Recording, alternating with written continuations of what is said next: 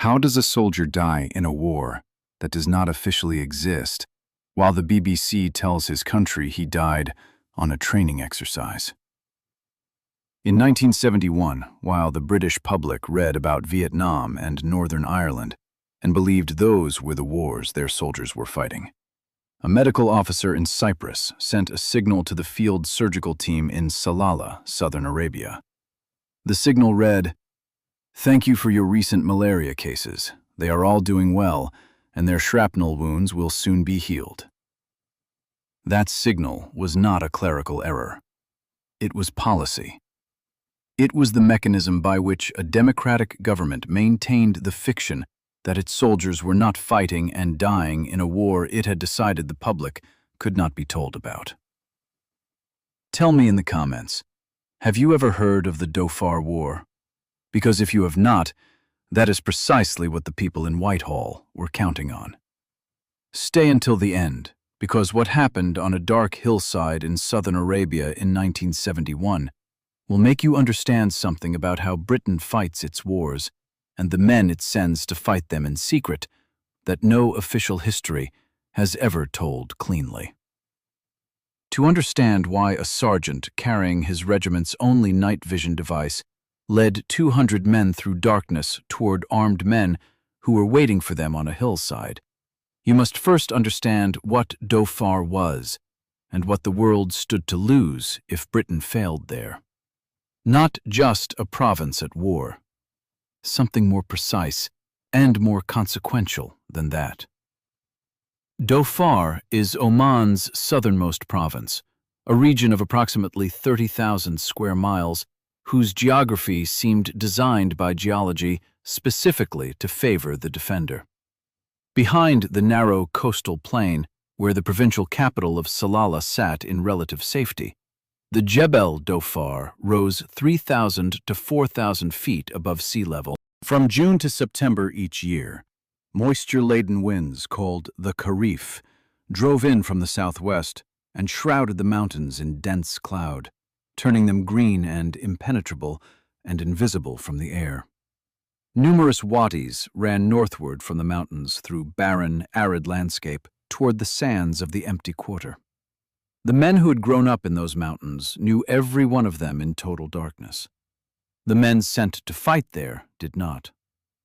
At the southern foot of the Jebel, almost adjacent to Oman's border with what had recently become the People's Democratic Republic of Yemen, the geography intersected with something that made every government in the Western world pay close attention. The Strait of Hormuz, the narrow waterway at the northern end of the Arabian Sea, through which flowed more than half the oil supply of the Western economy.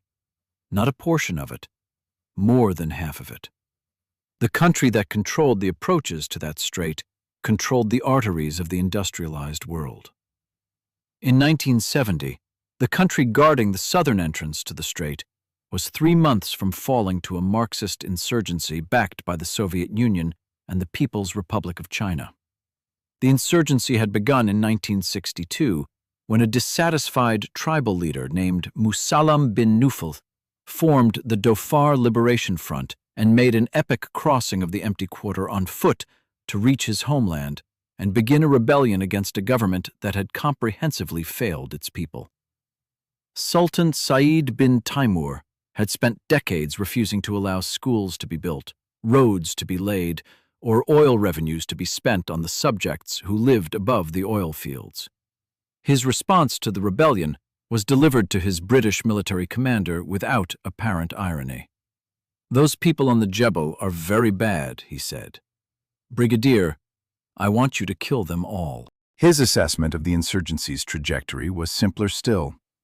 "Just be patient," he told Brigadier Graham, "and one day soon the Adu will give up, go away, and disappear."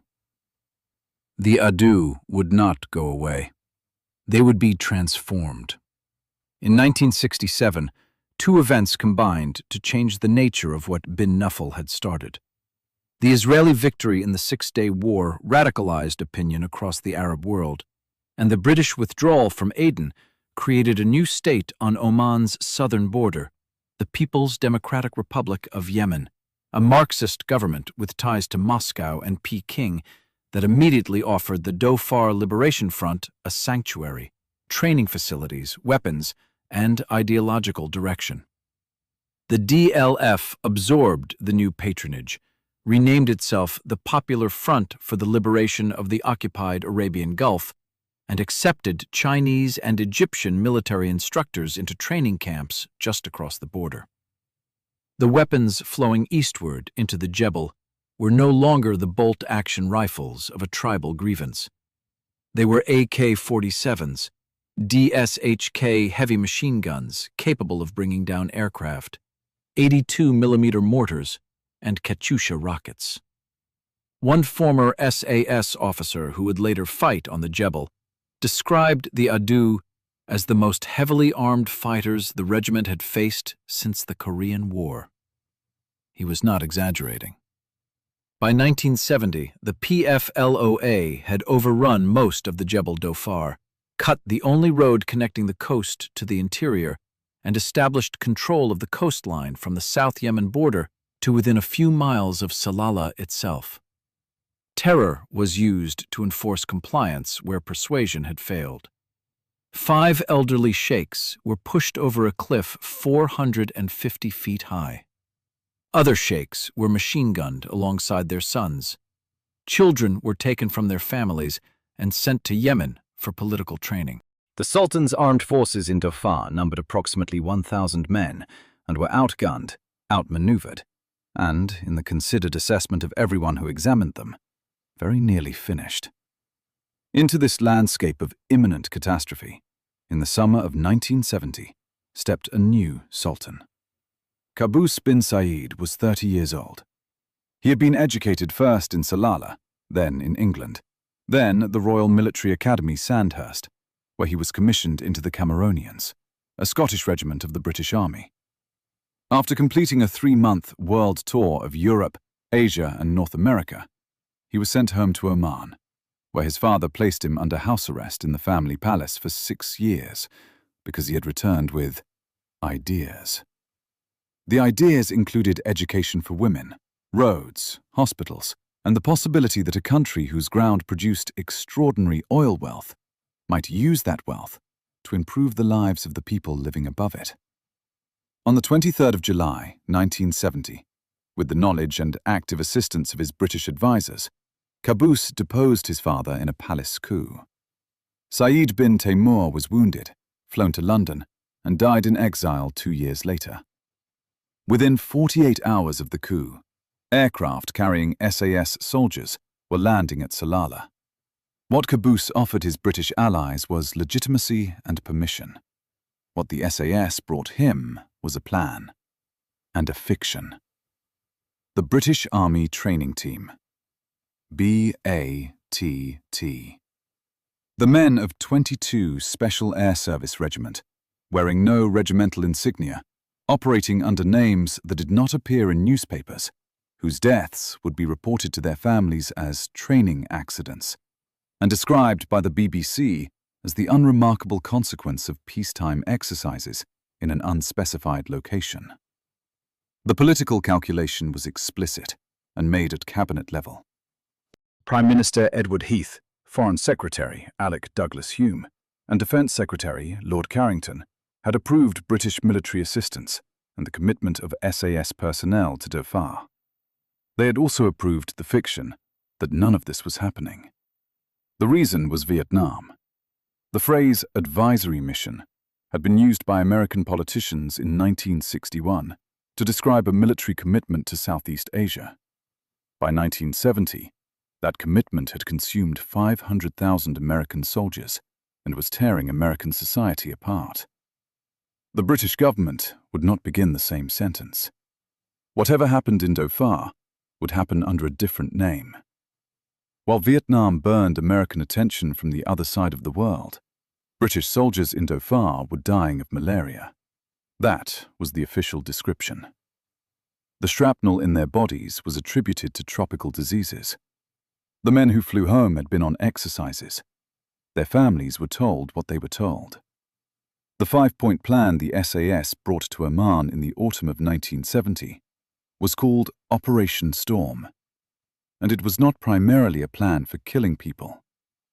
It had 5 components: a dedicated intelligence cell, an information operations team, a medical program, a veterinary program, and the recruitment and training of Dhofari fighters to serve the Sultan's cause. The intelligence cell was led by Warrant Officer Birol.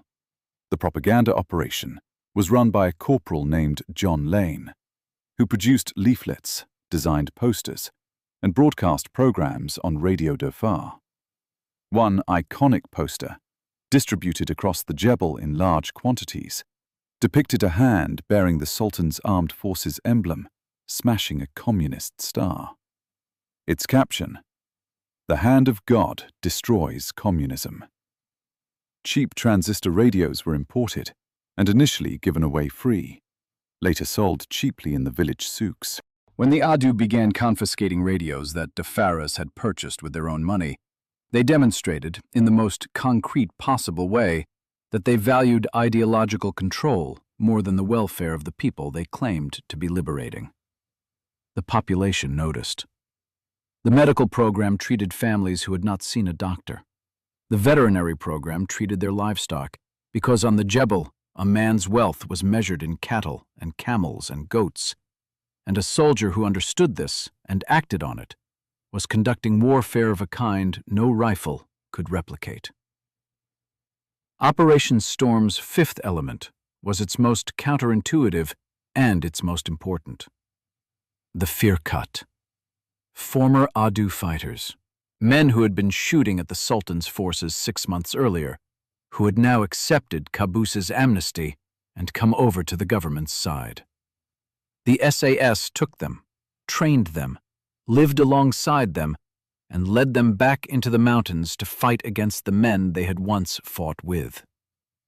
The principle was not complicated, but its execution required something conventional military thinking rarely demands: the ability to treat an enemy's defection as an opportunity rather than a humiliation, and to accept that men who knew the supply routes, the cave systems, the water sources, and the dialects of the Jabali villages were worth more alive and fighting for you than dead.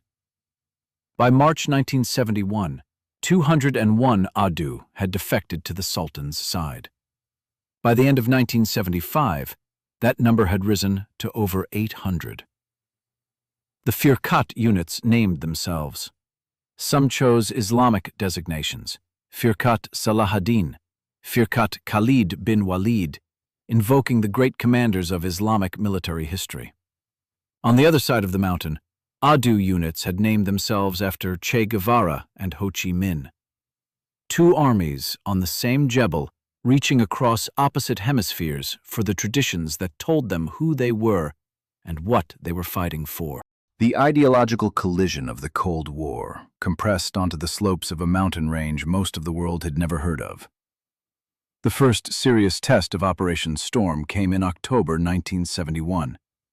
The operation was Jaguar, and its objective was to establish what the Sultan's forces had failed to establish in 8 years of fighting: a permanent base on the Jebel Dhofar, from which civil development teams could expand government authority into the mountains where the Adu still held most of the ground. Lieutenant Colonel Johnny Watts, commanding G Squadron SAS and serving as overall operation commander, had fought on Oman's Jebel Akhdar in 1958 and 59. He understood mountain warfare in this part of the world. He had also calculated what Jaguar required and concluded that one SAS squadron was insufficient. He requested both G Squadron and B Squadron, with B in reserve. The request was approved. By the time the operation began, G Squadron had a problem that bullets had nothing to do with. Hepatitis from contaminated water had incapacitated most of its soldiers. Only 40 men were fit for field operations. The squadron's commanding officer was among those laid low, and temporary command passed to a captain named Sean Brogan. B Squadron, under Major Richard Peary, known throughout the regiment as Duke, arrived as the reserve Watts had requested. On the 2nd of October 1971, 1,000 men, SAS soldiers, Firkat fighters, and Sultan's Armed Forces infantry moved onto the Jebel. 100 square kilometers around a position they named Jibjat were secured by the 11th of October. Then the Adu, who had held those mountains for 8 years, began fighting back. They attacked in strength, confident that history would repeat.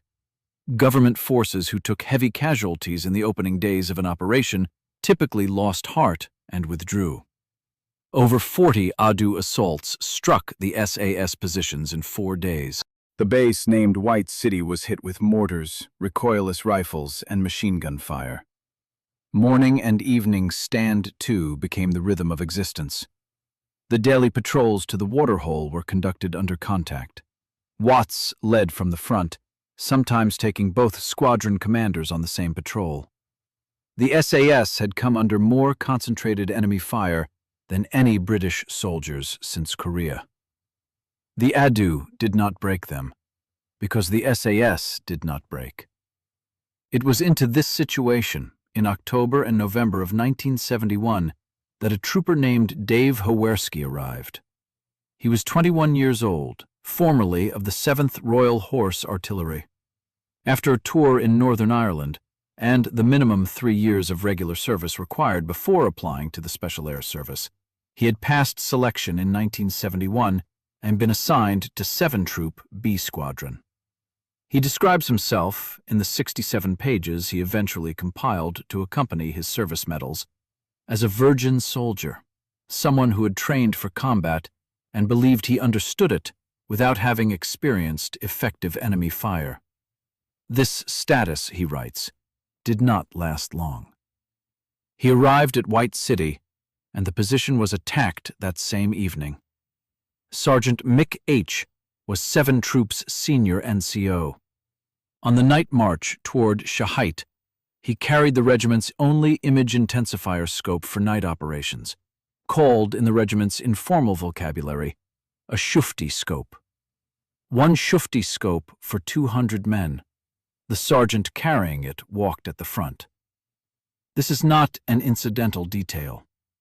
In 1971, the British Army's night vision capability consisted largely of the unaided human eye.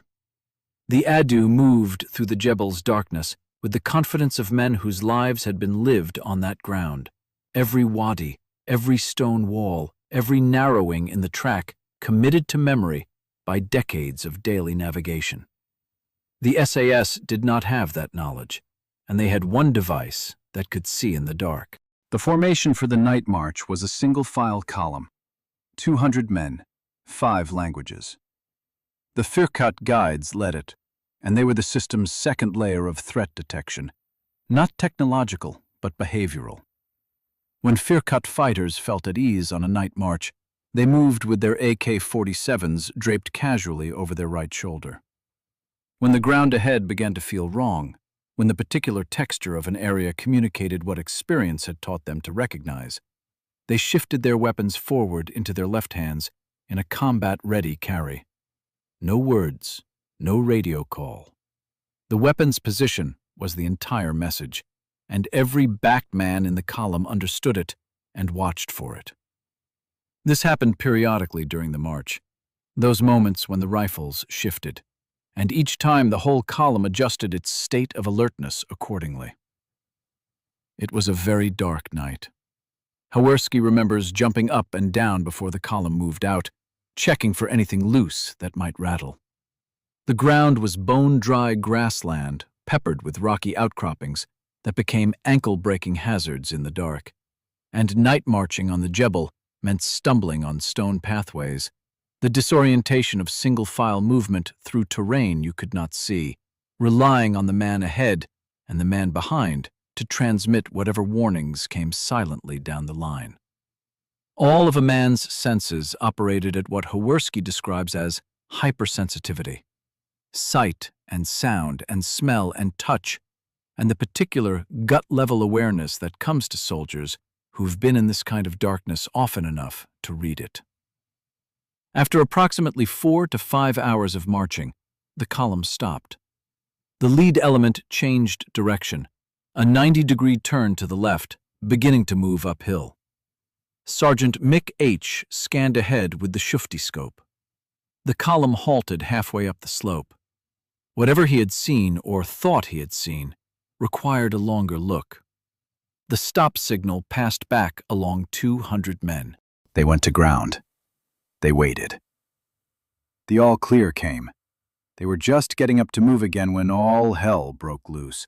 4 or 5 AK-47s opened fire simultaneously from directly ahead. 25 meters. The Adu picket at Shahait encountered head-on in the dark, who'd been lying there all along, listening. The Baluchi soldiers in the column executed their night anti-ambush drill without hesitation. Throw white phosphorus grenades toward the enemy contact, then return fire. The intent was correct. Mark the enemy's position, create chaos in their formation, suppress them while your own men oriented. The result was catastrophic. The white phosphorus grenades set the Jebel on fire. The fire backlit every man in the lead element of the column, silhouetting them on the skyline against bright, burning hillside, visible as dark shapes to 200 soldiers positioned behind and below who had just heard the crack of 4 to 5 AK-47s coming from exactly that position. The whole column opened up. 200 soldiers in 5 languages, all operating correctly according to their training, all engaging what their training told them was the enemy. The weight of fire was extraordinary. Rock fragments from incoming rounds struck Hawerski's head and back and shoulders continuously, a relentless drumming of stone splinters as rounds churned the ground around him. Any minute now, he thought, I am going to be hit. It is only a matter of time. He could not move forward into that weight of fire, could not stand up. The only available action was to crawl backward down the slope, get below the beaten zone, get to ground where the rounds were not striking. He and the radio operator, Robbie S., communicated somehow in the noise and the dark and the fire, and slid backward together. The man on Hawerski's left had been hit. The man on his right had been hit. Robbie S. had a sharp intellect and understood within seconds what had happened. He got on the A41 radio and began transmitting the ceasefire command. He repeated it. He kept repeating it. The command had to travel through 5 languages and reach 200 men whose bodies were flooded with adrenaline, who had just been shot at by the enemy, whose training was telling them to return fire and keep returning it. It took 10 minutes. 10 minutes during which men on the top of that hill were dying. 10 minutes during which the burning Jebel continued to illuminate everything it had set on fire. When the firing finally subsided, the situation on the hillside was grim. Several Firkat fighters were down. Connie F., the GPMG gunner, carrying a weapon that had already wounded 2 of its previous operators on this deployment, lay in the open on the illuminated slope with a large hole in his lower back, bleeding heavily. Mel P. was the troop medic. He was Welsh, and Hawerski describes him without qualification as an incredibly brave man with what he calls a strong Viking warrior spirit. Mel P. stood up, walked out of cover into the firelight of the burning hillside, began assessing Connie's wound with complete exposure to whatever the Adu, 25 meters away in the dark, chose to do next. Hawerski saw what the medic was doing and walked into the light alongside him. The 2 of them worked together, 3 shell dressings packed hard into the wound and bound tight, morphine administered, the kind of field medicine that a man might survive if evacuation came quickly enough. During the work, Hawerski put his rifle down to use both hands. When the medical work was finished, he could not find it. In the vocabulary of the SAS, this is among the gravest available failures. A Special Forces soldier separated from his weapon. Mel P., who had just performed an act that would have qualified for decoration in most armies, quietly picked up Hawerski's rifle and returned it to him without a word. Hawerski records this detail in his account without embarrassment, which tells you something about the man who wrote it.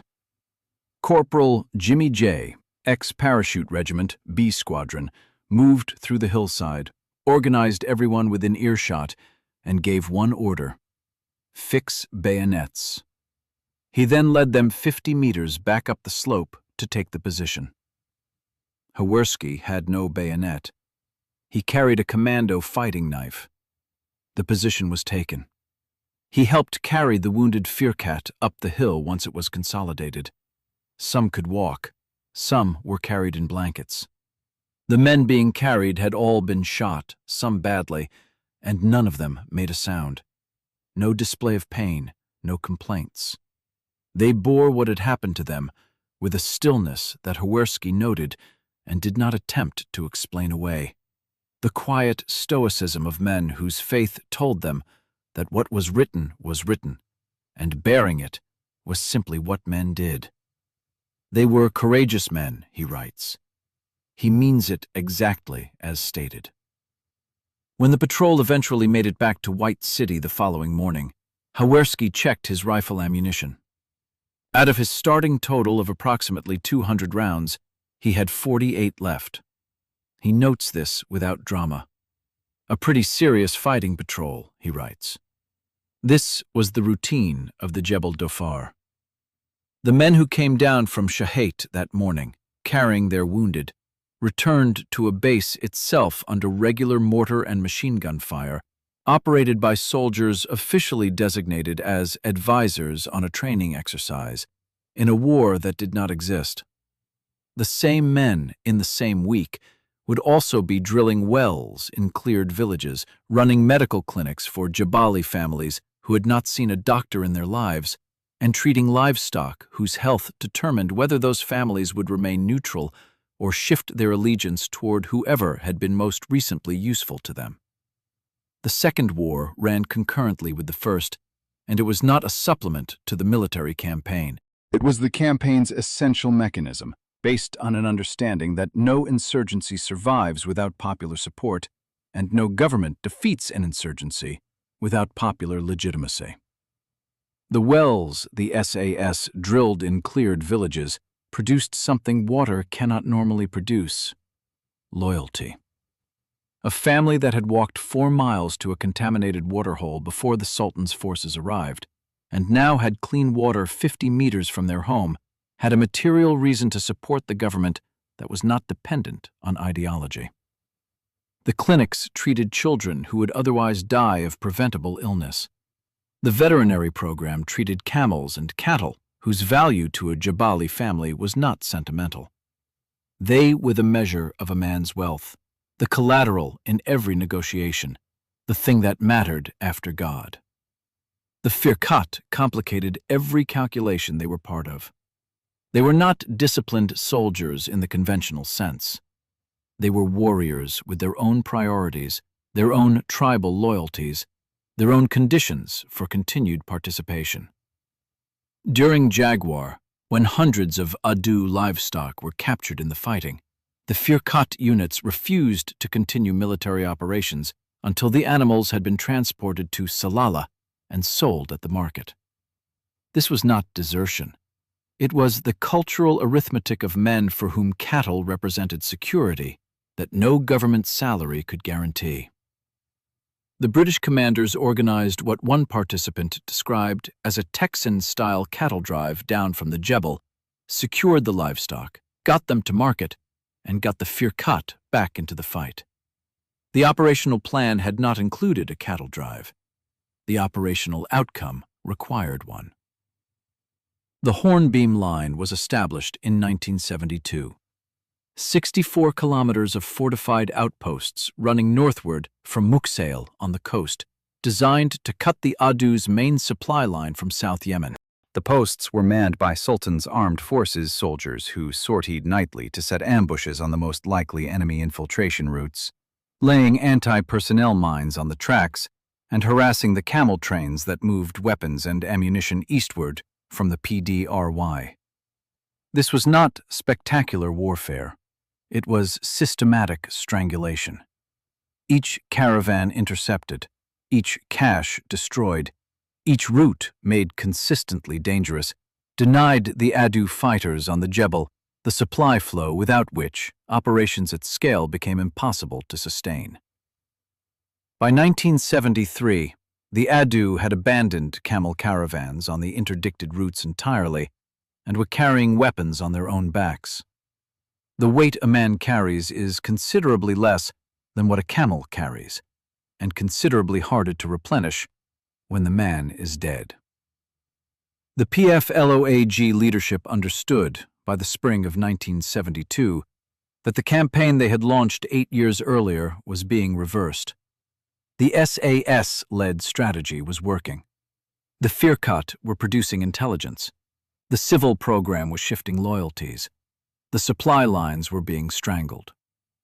What the PFLOAG needed was not a tactical adjustment, but a demonstration, a public, visible strike that would show the population of the Jebel that the Sultan's forces could be overrun, that the British strategy could be broken.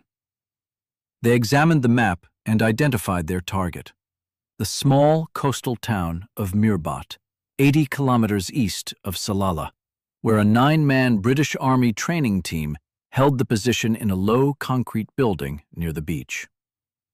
At 6 o'clock on the morning of the 19th of July, 1972, a force of approximately 250 Adu fighters moved out of the Jebel mist toward Mirbat. The Kharif clouds were dense and low, reducing the possibility of effective air support. The Adu's planning had accounted for this. An early warning picket of Dhofar gendarmerie soldiers, posted on Jebel Ali, a kilometer to the north of town, had already been overrun. The gendarmerie soldiers were dead. Captain Mike Keeley was 23 years old and commanded the BATT house. When he heard the exchange of fire from the direction of Jebel Ali in the pre-dawn dark, his initial thought was that the night picket was returning from their shift, figures moving through the mist toward the Wali's fort. Then there was enough light to make out that the figures were moving in waves, not in a returning patrol's loose formation. And there were too many of them, and the weapons were carried wrong. And the understanding arrived that the night picket were not coming back. Keeley ordered the mortar to open fire. The BATT team took positions behind the sandbag emplacements on the roof. The signaller established contact with SAS headquarters. 250 to 300 Adu advancing in the open. 500 meters from the BATT house, near the Wali's fort, a 25-pounder artillery piece sat in a gun pit, designed to require 4 to 6 men for effective operation. The Omani gunner who had been guarding it was seriously wounded in the attack's opening minutes. Sergeant Talaiasi Labalaba had not been ordered to run for it. He simply went. Labalaba was Fijian. He had served in Borneo and Aden before joining 22 SAS, and was described by everyone who served alongside him as a man of exceptional physical and moral courage, a figure of legendary standing in a regiment that set its standards deliberately and consistently high.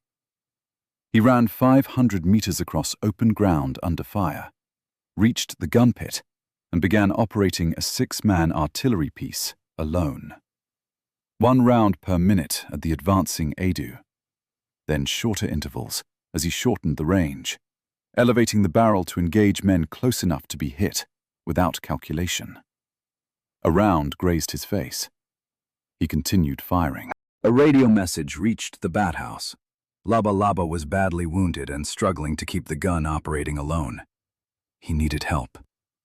Captain Keeley asked for a volunteer, and Trooper Sekonaya Takavesi, also Fijian, was already moving before the request was fully formed. He ran 800 meters through sustained fire and reached the gun emplacement. He attempted to aid Labalaba while simultaneously engaging the Adu with his personal weapon. A bullet entered his stomach, narrowly missing his spine. He continued firing, propped against the sandbags, working a personal weapon with a wound that would have removed most men from the fight entirely. The Adu were now close enough that Labalaba and Talaiasi were firing the 25-pounder at point-blank range, aiming down the barrel at men who were meters away. Labalaba reached for a 60mm infantry mortar. He was shot in the neck. He fell dead in the gun pit he had run half a kilometer to reach. Captain Keeley and his medic, Trooper Thomas Tobin, made the run from the bat-house. Tobin was hit in the face by a round that destroyed the lower portion of his jaw. He was evacuated when the relief force arrived and died in October of that year, not from the wound itself, but from an infection in his lung caused by a fragment of his own tooth, aspirated at the moment of impact. Trooper Tobin's manner of death does not appear in most accounts of Mirbat. It belongs in this one. The BAC Strikemaster jets of the Sultan of Oman's Air Force arrived through the low cloud and began attack runs with machine guns and light rockets. The relief force from G Squadron landed south of Mirbat by helicopter. By 12:30 that afternoon, the Adu had withdrawn. 38 bodies were counted on the field. Radio intercepts obtained in the days that followed indicated the actual toll was at least 86 and possibly over 100, accounting for those carried away and those killed in the airstrikes. Sergeant Labalaba was dead in the gun pit. Trooper Tobin would die 3 months later. Trooper Talaiasi had been shot through the stomach and through the shoulder and grazed by a bullet to the back of his head, and he walked unassisted to the waiting helicopter. The Omani gunner Walid Khamis, who had fought alongside Labalaba before being wounded, received the Sultan's Gallantry Medal, Oman's highest military honor. The defenders of Mirbat should have been decorated promptly. They were not. The British government could not announce decorations for an engagement it was not prepared to acknowledge had taken place. Captain Keeley received his Distinguished Service Order 3 years after the battle. 2 of his men received military crosses 3 years after the battle. Trooper Tobin's family received his posthumous Distinguished Conduct Medal 3 years after he died, which was 3 years after his death had been officially described as a training casualty. Sergeant Labalaba received a posthumous mention in dispatches.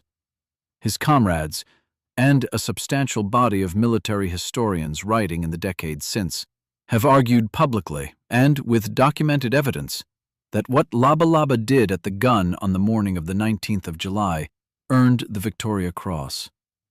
That argument has not been resolved. The citation has not been upgraded. There is a British military intelligence corporal whose name does not appear in standard accounts of the battle. He was present in the BATT house that morning and participated in the defense from the roof. His role in Dhofar was administrative. He was not supposed to be fighting. The Sultan of Oman awarded him a medal for his actions at Mirbat and in other operations. The British Army responded by threatening him with disciplinary proceedings for having been directly involved in a battle the government had not officially admitted took place. From the morning after Mirbat, the war had a different shape. The PFLOA had committed their best-prepared offensive force to a single decisive engagement, chosen conditions carefully, and lost. They would not mount another major offensive. The question was now how long it would take. 3 more years, conducted largely through ambush. The Hornbeam Line's outpost soldiers continued their nightly sorties through 1973, 1974, and into 1975. Ambush teams moved down known supply routes in the dark, set their positions before first light, and waited. This worked through accumulation rather than spectacle. The steady reduction of an enemy's capacity to sustain operations month after month, season after season. The Iranian intervention, beginning in 1973, provided the force levels the campaign required to close the Western approaches entirely. The Shah had his own reasons for wanting a Soviet-backed insurgency defeated in Oman. a communist regime controlling the Strait of Hormuz, would threaten Iranian oil exports as directly as Britain's, and the Shah was not a man who waited for threats to mature. An initial force of 1,200 Iranian soldiers, equipped with their own helicopters, deployed to Dhofar. By 1974, the Iranian contribution had grown to 4,000 men. 719 Iranian soldiers were killed in the Dhofar campaign. 1,404 were wounded. Their names are not carved on any memorial in Hereford. They appear in almost no British account of what is nonetheless routinely described as a British victory. The Dhofar campaign was a multinational effort in which the British strategy provided the framework and the Iranian commitment provided the force levels, without which the Western Jebel could not have been cleared in the time frame that determined the war's outcome. These men fought and died in a place most of their compatriots had never heard of, in a cause that dissolved when the Shah fell 6 years later, and they are owed the same accounting that everyone else in this story is owed. There were setbacks. In January of 1975, a Sultan's armed forces company that took a wrong route blundered into an Adu killing ground above the Shirshiti caves and suffered heavy casualties. The Adu, even in the final phase of a war they were losing, remained capable of a well-executed ambush. They kept the respect of their opponents for their resilience and skill throughout. Disciplined mountain fighters, who had held a Jebel for 8 years, do not lose that capability simply because their strategic position has deteriorated. In February of that year, 3 SAF battalions eliminated most of the Adu's 9th of June Regiment, named after the anniversary of the DLF's first attack in 1965, a designation that carried the entire history of the rebellion in 4 words: in sustained fighting in the rugged canyon country of Wadi Ashok. Its destruction, combined with concurrent operations in the west, removed the Adu's last significant organized military capability in the field. There was also a secret within the secret. From November 1972 to at least January 1975, British and Omani government direction supported a program of paramilitary raids into South Yemen itself, designated Operation Deeb in British official papers. The Mahra, a clan with tribal territories on both sides of the South Yemen border, were trained and supplied to conduct operations into the PDRY, attacking the rear areas from which the Adu drew their support. The Mahra kept an estimated 4 South Yemeni battalions occupied in their own backyard, preventing those forces from reinforcing the PFLOAG in Dhofar. The program remained classified under British government rules for decades, acknowledged only after 30-year rule declassification allowed the relevant files to become available. It was not a footnote to the campaign. It was a component the official narrative had chosen to leave out. On the 4th of December, 1975, Brigadier John Akehurst sent a message to Sultan Qaboos bin Said. It read, "I have the honor to inform Your Majesty that Dhofar is now secure for civil development."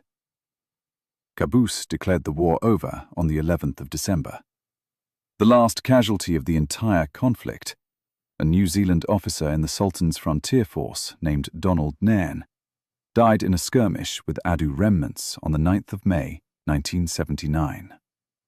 And somewhere in Hereford, the men who had made those 7 words possible were already home, in a country that still had not been told what they had done, holding medals for a war that officially had been something else entirely. The anatomy of the cover story is worth examining precisely because it was not crude and it was not accidental. It was a policy decision maintained with systematic consistency for the duration of the conflict. The BATT designation was not merely a cover name. It was a framework for the erasure of individual service records. SAS soldiers operating in Dhofar wore no regimental insignia. Their names did not appear in official communiques. When they died, Their families received notifications that attributed the deaths to training accidents. The signal from the medical officer in Cyprus was not one man's improvisation. It was the system operating as it had been designed to operate. Dave Hawerski completed 5 operational tours in Dhofar between 1971 and 1978.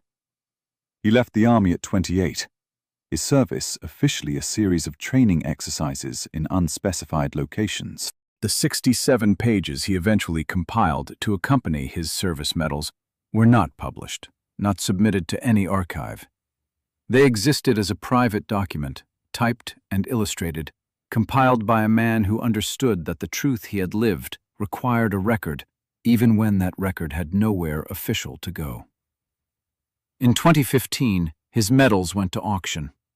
The catalog noted the typed account. The medals sold for nearly double their appraised value because of the 67 pages that came with them. This is one of the ways the truth of the Dhofar War has survived in its most important dimensions.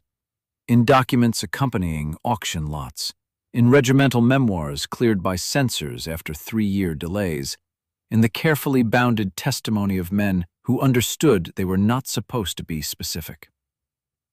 The delayed awards at Mirbat were not an isolated administrative decision. They were the cover story applied to its most visible consequence, the medals that would have required an explanation. Captain Keeley waited 3 years to wear his DSO. Trooper Tobin's family received his posthumous Distinguished Conduct Medal 3 years after he died for a wound the government had been describing as a training injury. The British military intelligence corporal who fought from the BATT house roof was threatened with disciplinary proceedings for participating in a battle the government could not officially admit had taken place. The cover story's internal consistency required that a man be investigated for an action the government could not acknowledge. Labalaba's mention in dispatches has been contested publicly and persistently by the men who were there and by those who have since examined the documentation. The argument is grounded in a precise assessment of what the Victoria Cross citation requires and what the record demonstrates Labalaba did.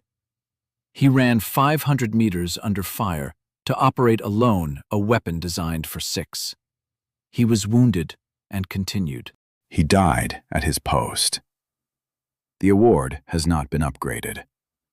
Mike Keeley, who commanded at Mirbat that morning, died of exposure on the Brecon Beacons in February of 1979, conducting an SAS selection endurance march in deteriorating weather. The man who found his body was Johnny Watts, his old Dhofar commander, who had been there at the beginning of it all. What the Dhofar campaign produced, beyond its immediate military outcome, was a template. The kind that institutional militaries adopt when they need to explain what they learned from something that worked. Tony Jeeps, who commanded the SAS unit through the first phase of the campaign, wrote the first account of it in 1977. The Ministry of Defense and the Foreign Office held the manuscript for 3 years before permitting publication. When the unexpurgated edition appeared in 2000, it contained material the original censors had judged too sensitive for public consumption a generation earlier. The book is now studied at the British Army Staff College as a case study in how a counter-insurgency campaign should be conducted.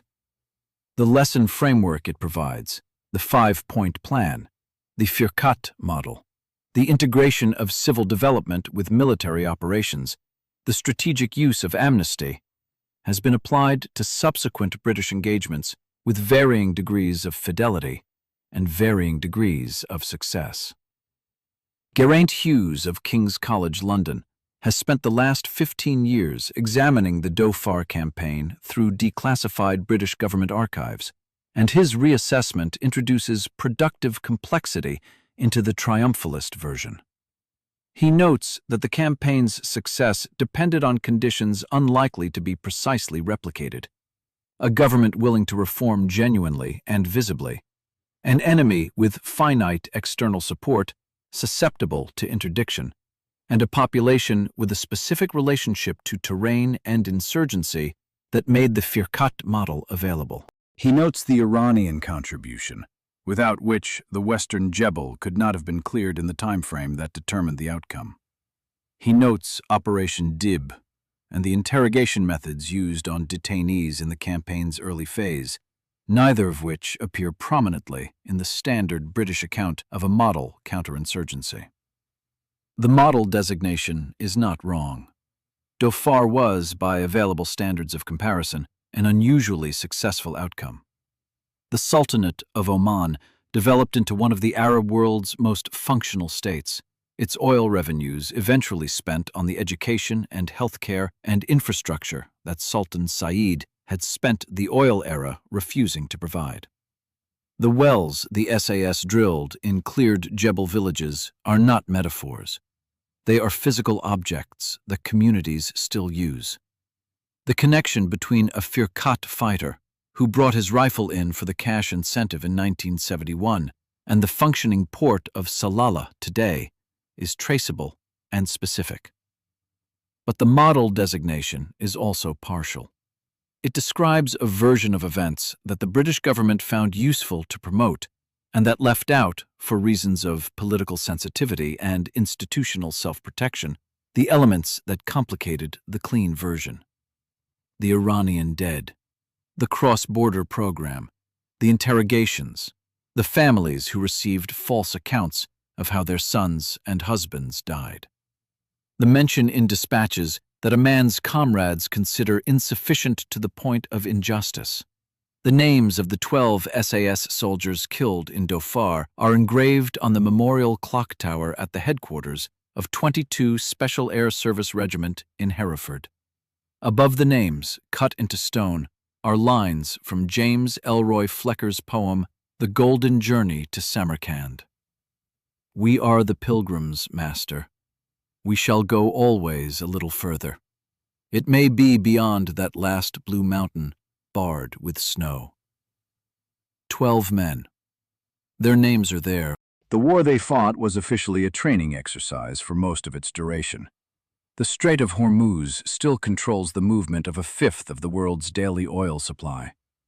The country guarding its southern approach is the Sultanate of Oman, whose existence as a stable state is among the less examined consequences of a counter-insurgency campaign most people in the Western world have never heard of. The roads that cross the Jebel Dhofar today, the schools in the villages that once harbored the Adu, the wells that replaced the contaminated waterholes, none of this was inevitable. It was chosen, at considerable cost, by people most of whom were never publicly thanked for it.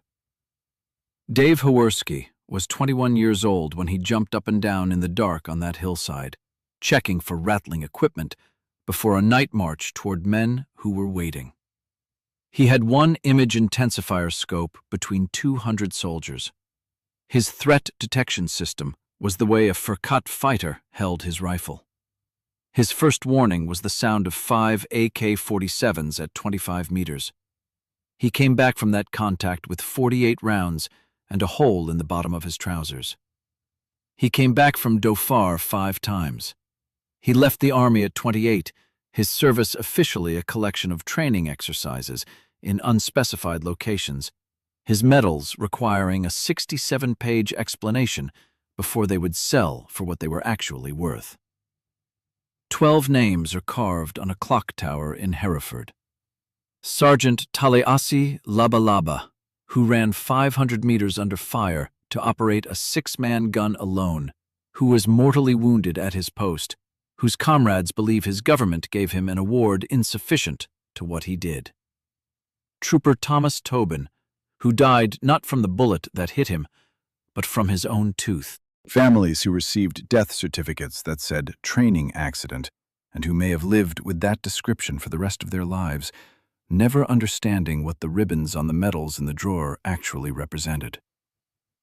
The gap between what was done and what was officially acknowledged is not a bureaucratic footnote.